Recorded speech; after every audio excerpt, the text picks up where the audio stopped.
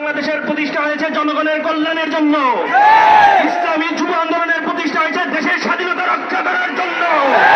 আমার দেশের সার্বভৌমত্ব রক্ষা করার জন্য যদি আমেরিকার সাথে যুদ্ধ করতে হয়, আমরা সেটা যুদ্ধ করব। আমার দেশের সীমান্ত রক্ষা করার জন্য যদি ভারতের বিরুদ্ধে যুদ্ধ করতে হয়, আমরা ভারতের বিরুদ্ধে যুদ্ধ করব।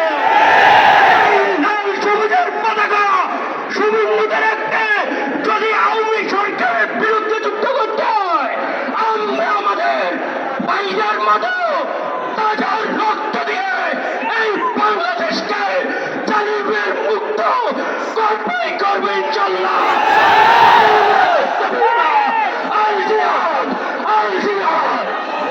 আমি যুব আন্দোলন বাংলাদেশের কেন্দ্রীয় অর্থ সম্পাদক আলহাজ মোহাম্মদ শফিকুল ইসলাম, যুবনেতা আলহাজ মোহাম্মদ শফিকুল ইসলাম। ইসলামী যুব আন্দোলন বাংলাদেশ কেন্দ্রীয় কমিটি কর্তৃক আয়োজিত আজকে এই বিক্ষোভ মিছিল পূর্বক সমাবেশের সংগ্রামী সভাপতি উপস্থিত আছেন বিভিন্ন শাখা থেকে আগত আমার বিক্ষুব্ধ যুবক ভাইয়েরা। আমরা স্পষ্টভাবে বলতে চাই, আমার ছাত্র ভাইদের উপর যে হামলা করা হয়েছে, আমার ছাত্র ভাইদের উপর যে গুলি করা হয়েছে, এর তীব্র নিন্দা আমরা জানাই। আমরা হাসিনা সরকারের কাছে এর জোর জবাব চাই। কেন আমার ছাত্র ভাইরা মূল্য, আমার ছাত্র ভাইদের অধিকার, আমার ছাত্র ভাইদের দাবি ন্যায্য দাবি, তারা কোটা সংস্কারের দাবি জানিয়েছে। আজকে 100 ভাগের মধ্যে 56 ভাগ আপনারা কোথায় দিয়ে দিচ্ছেন। 30 ভাগ মুক্তিযোদ্ধা, 10 ভাগ নারী, 10 ভাগ জেলা, 5 ভাগ নিগোষ্ঠী, 1 ভাগ প্রতিবন্ধীদের জন্য, আর 44 ভাগ থাকে মেধার জন্য।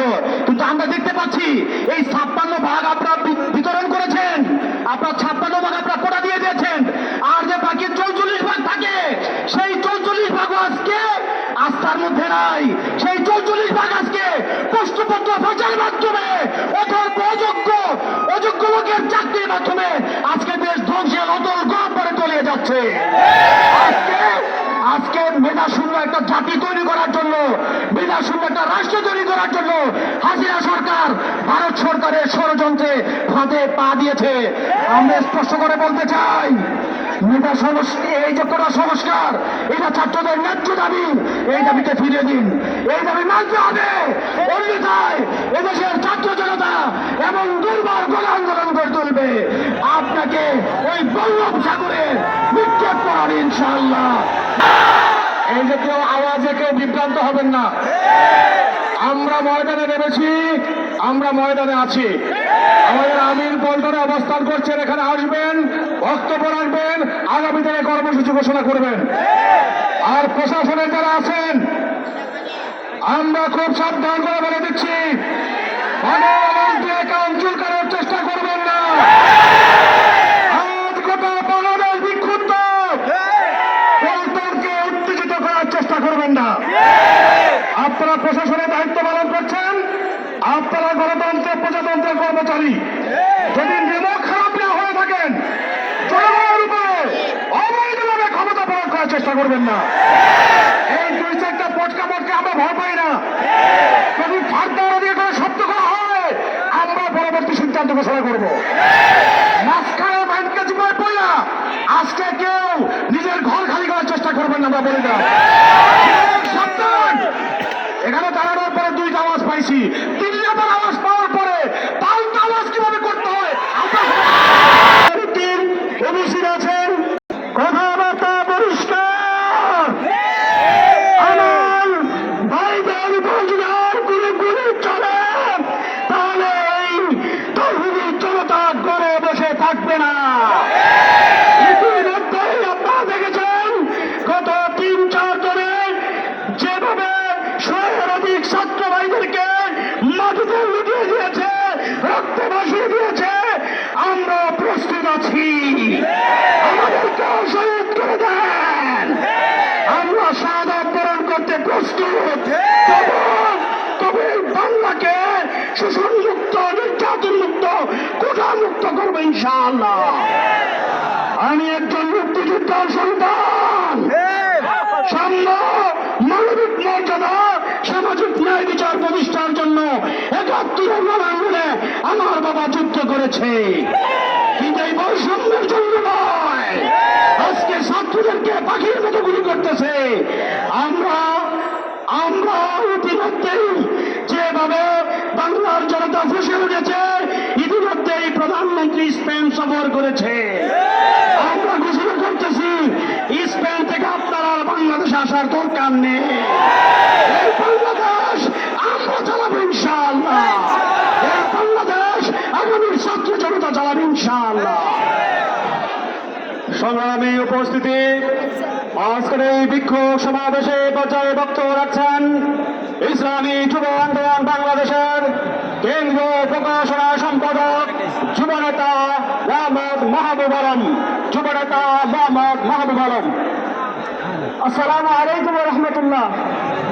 সংগ্রামী বিক্ষুব্ধ জনতা, আপনারা জানেন বাংলাদেশ একটি স্বাধীন দেশ। বর্তমান পরিস্থিতি দেখা যাচ্ছে আমরা স্বাধীন না পরাধীন। আমরা এতদিন কিন্তু আওয়ামী সরকারের জিম্মি অবস্থায় ছিলাম, কথা ঠিক না ঠিক? এদেশের ছাত্র সমাজ জেগে উঠেছে, এদেশের যুব সমাজ জেগে উঠেছে। শেখ হাসিনা, শেখ হাসিনা, তোমার ঠাই বাংলার কবি হবে না ইনশাআল্লাহ। আপনারা কেউ যাবেন না, আমরা এদেরকে নির্দিষ্ট একটা দায়িত্ব দিয়ে পাঠাইছি, সেখানে যাচ্ছে। আপনাদের যাওয়ার প্রয়োজন নেই, সবাই এখানে দাঁড়ান। আমরা লক্ষ্য করেছি অর্ধশত মানুষের বেশি প্রাণহানি ঘটেছে। এই হাসিনার পুলিশ এবং হাসিনার ছাত্রলীগ সেই হত্যা করেছে। আজকে আমরা স্পষ্ট বলতে চাই, কোন যোগ্য রণীদের সে তাওহীদ জনতা ভয় করে না।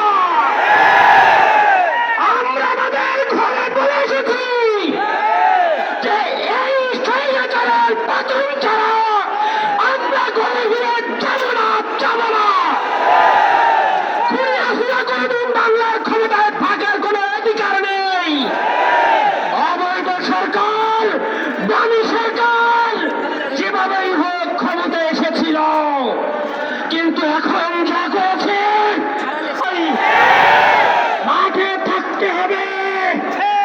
যদি এখন হয় বাংলাদেশ আমাদের সত্য করে ধরতে হবে। বিক্রম বন্ধুগণ, আমি যে নির্দেশ দেন সেই নির্দেশ পালনে আমরা সর্বাত্মক চেষ্টা করবো ইনশাআল্লাহ।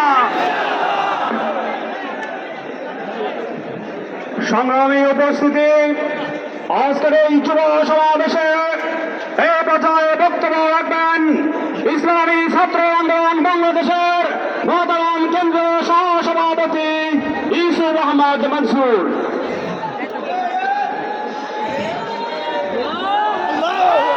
ইন্নাল হামদুলিল্লাহ ওয়াসসালাতু ওয়াসসালামু আলা রাসূলিল্লাহ, আম্মা বাদ।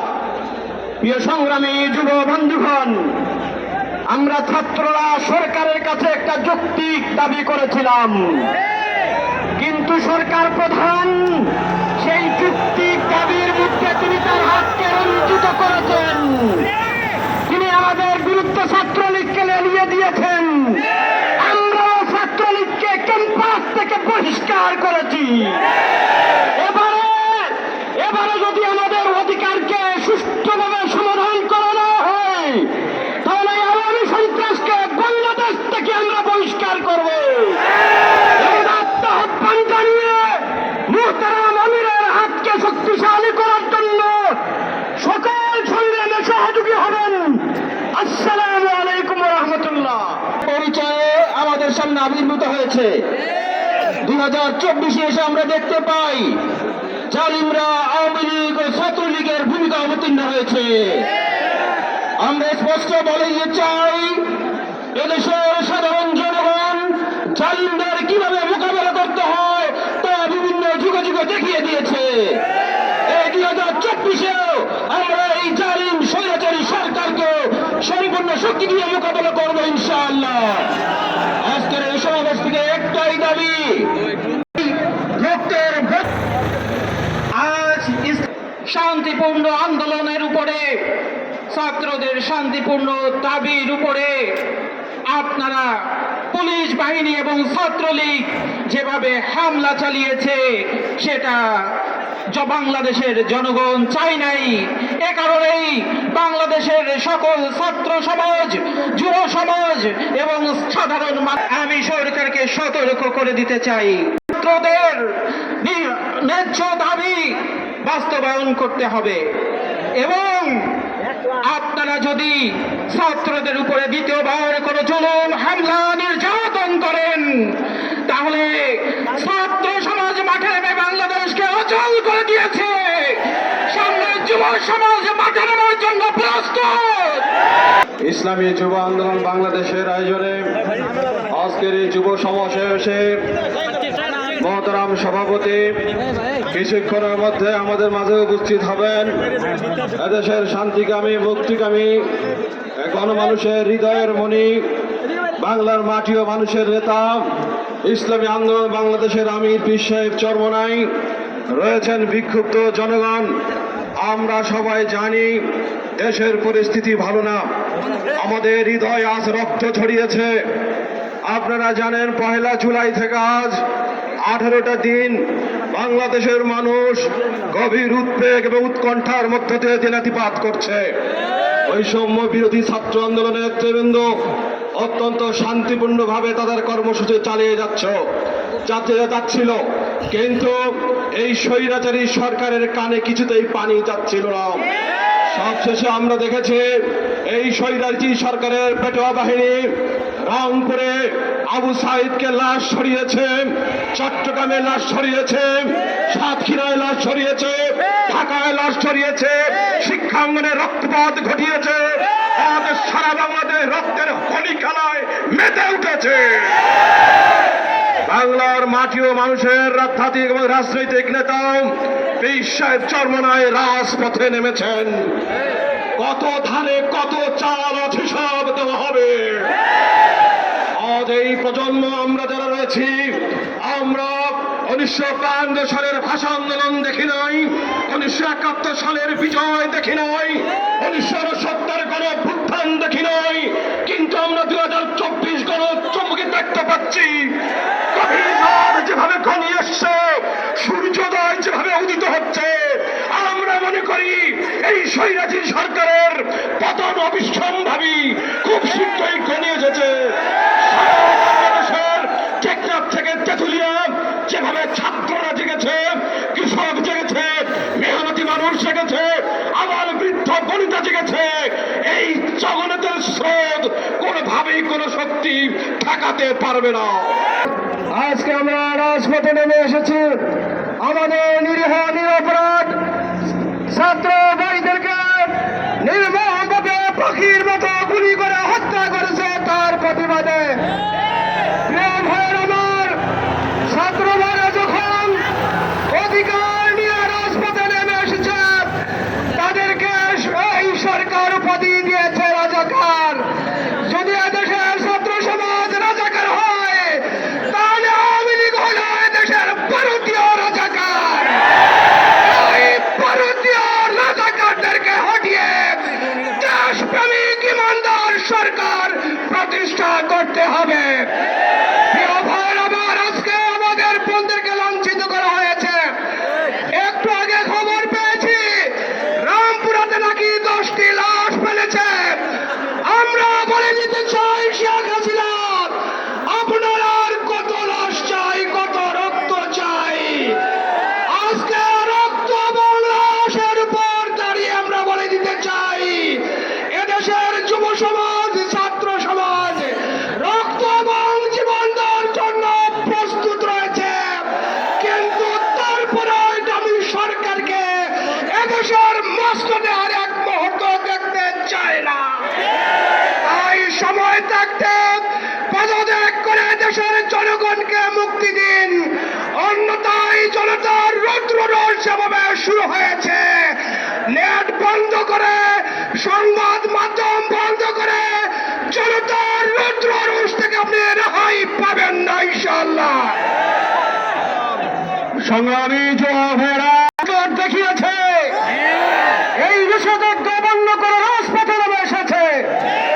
সম্মানিত বিক্ষুব্ধ ভাইয়েরা, কত লাশ পড়লে সরকারের টনক নড়ে। আমি সরকারকে বাদ দেব। সংক্ষেপে শুধু একটু বলতে চাই, সেনাবাহিনীর দৃষ্টি আকর্ষণ করছি, এ দেশের মানুষের ইজ্জত সম্মান অভ্র, এদেশের ঐতিহ্য রক্ষার দাবি আপনাদের, দায়িত্ব আপনাদের।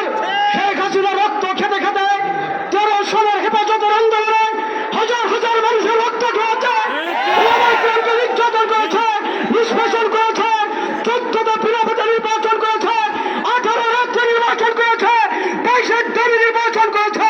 জনগণের অপেক্ষা করে বারবার অন্যায় করে, আর অন্যায়ের প্রতিবাদ করতে গেলে রাজপথে নামতে হয়। রাজপথে নামতে হলে মিছিল করতে হয়, সংগ্রাম করতে হয়, প্রতিবাদ করতে হয়।